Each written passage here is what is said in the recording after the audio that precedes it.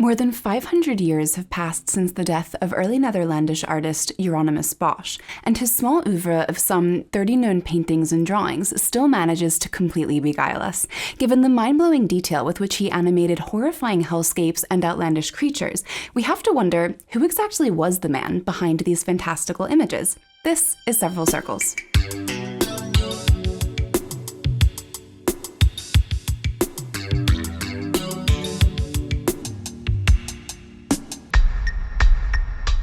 Damned souls suffer their infernal fates at the hands, claws, and hoofs of hybrid monsters. Humans emerge from various egg-like encasements, and most scenarios frankly defy explanation. Really, you could spend a lifetime locating and decoding the minute details packed into Hieronymus Bosch's paintings. But it's Bosch's infamous hellscapes that have particularly captivated viewers through the centuries. Was he a heretic in direct communication with the devil? That one's been more or less debunked with time. Was he plagued by psychosis? Well, maybe in a way. Some scholars have attributed his unparalleled originality to the hallucinatory side effects of a deadly disease known as St. Anthony's fire.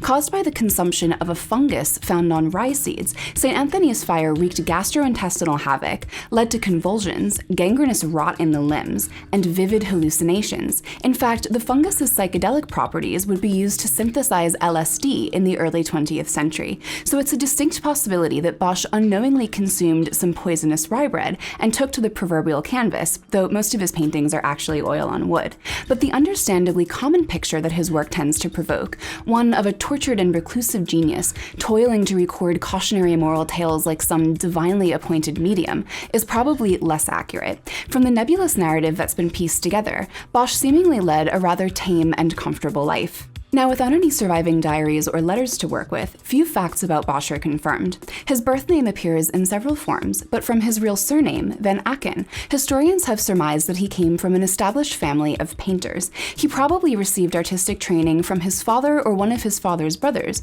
three of whom were also artists, though none of their work exists today. His birth year, circa 1450, is an estimation based upon a portrait in which Bosch appears to be in his 60s.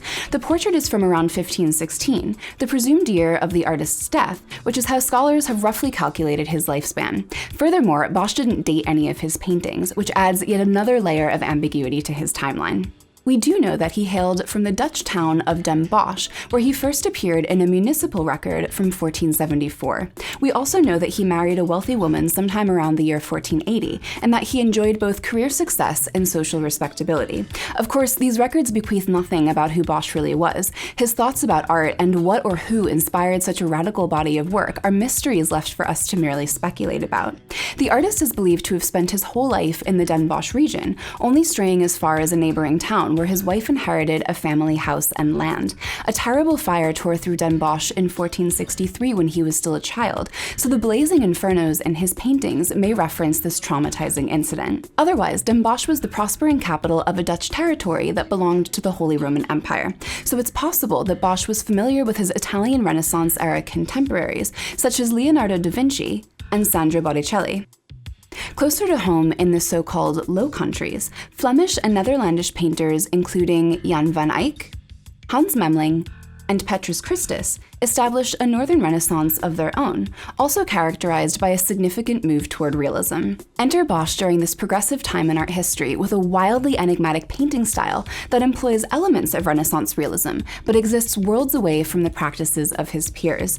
Bosch's early work exhibits some technical uncertainty and lacks the unbridled ingenuity of his mature paintings, but it's clear from the onset that he was an astute judge of character who found inspiration in Christian ethics, though whether he was personally guided by piousness is undetermined. As he leans into his proclivity for complex symbolism, his paintings become increasingly inventive sermons on human weakness and subsequent punishment. Of the few works definitively attributed to Bosch, The Garden of Earthly Delights is his most dizzying and downright mystifying masterpiece. Believed to have been commissioned by Count Hendrik III and painted between 1490 and 1510, this unconventional triptych presents a truly incomparable vision of paradise and perdition.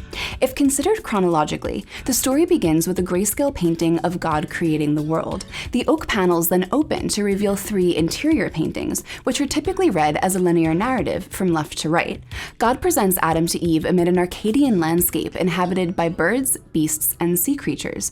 Pandemonium ensues in the middle panel, where nude, unruly humans dominate the animals, canoodle in intimate pairs, and cavort in rowdy groups, and overrun strange structures and vessels. Hell is a comparatively confounding, cacophonous nightmare of uniquely Boschian proportions. Because Bosch rarely signed his work, he may have left a clue of authorship in his sneaky self-portrait, just south of the knife-wielding ears.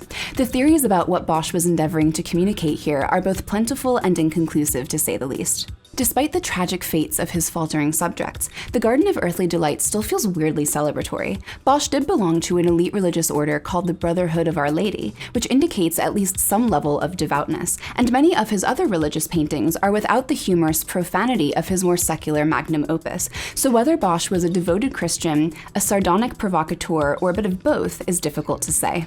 All the vagueness only elevates Bosch's mystique, but the far-reaching impact of his legacy is indisputable. He died an insignis pictor, or distinguished painter, whose patrons included members of the European nobility.